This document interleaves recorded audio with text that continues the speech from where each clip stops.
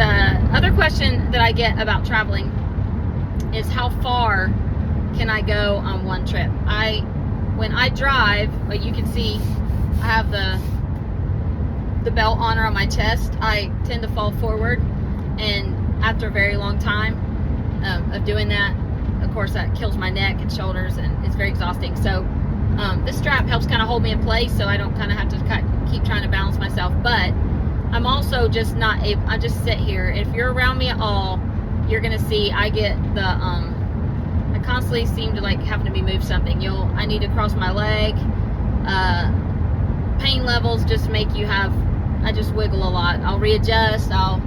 Anything I can do to try to get in a different position. But when you drive, you're kind of locked in. You're belted in. You're really in one position without moving. So I can handle probably about 4 to 5 hours before I'm really beyond miserable. I can push through. Sometimes I'll pull off at a rest stop or a McDonald's or somewhere, and I can get all unbuckled, and I got space behind my van here, behind my seat, and I can roll back a little bit and tilt back and kind of get in a different position for a few minutes. And I will do that about every 2 to 3 hours, maybe, depending on my body and the weather. Like if rain's coming in, I feel really bad, I may have to do that more.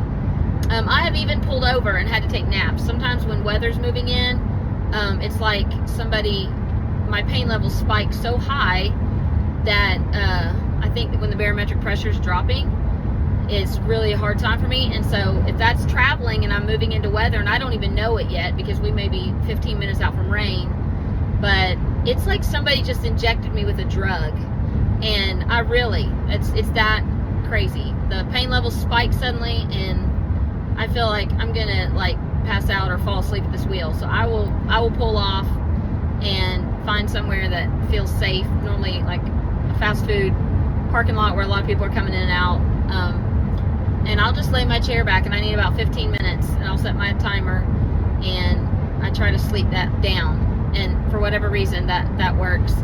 And I've done that so many times I can't even count. And then I just get going again. So I typically don't like to come in. If I'm speaking at a ladies' thing, maybe it's a Friday evening and Saturday, I will want to come in on Thursday. I always want to come in the day before, because I'm going to be really tired when I come in. And I feel like if I try to come in on Friday and you got me speaking Friday night, you're not going to get a very good version at all. I'm going to be very distracted by pain levels, and I just don't like to do that. I feel like somebody's bringing me in. I want to be as much as I can be given 100%. So I like to come in a day early, and then I'll do my speaking, and then I'll decide, depending on what the next day looks like. If I feel too bad, I'll stay again. If not, I'll start heading home and could stop on the way if I needed to. So that's typically probably the routine. So if I have to go somewhere far away, let's say it's a 10-hour drive, well, my body can only handle about 5 or 6 hours maybe. So I'd have to have a day to get day 1, day 2, speak on day 3, drive back home day 4 and day 5.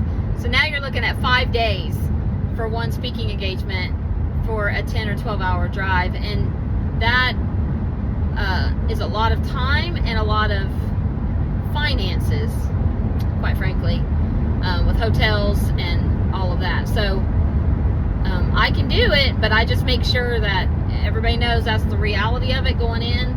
And I know I'm unique about that. It'd be so much easier to hop on a plane and fly there. That is true.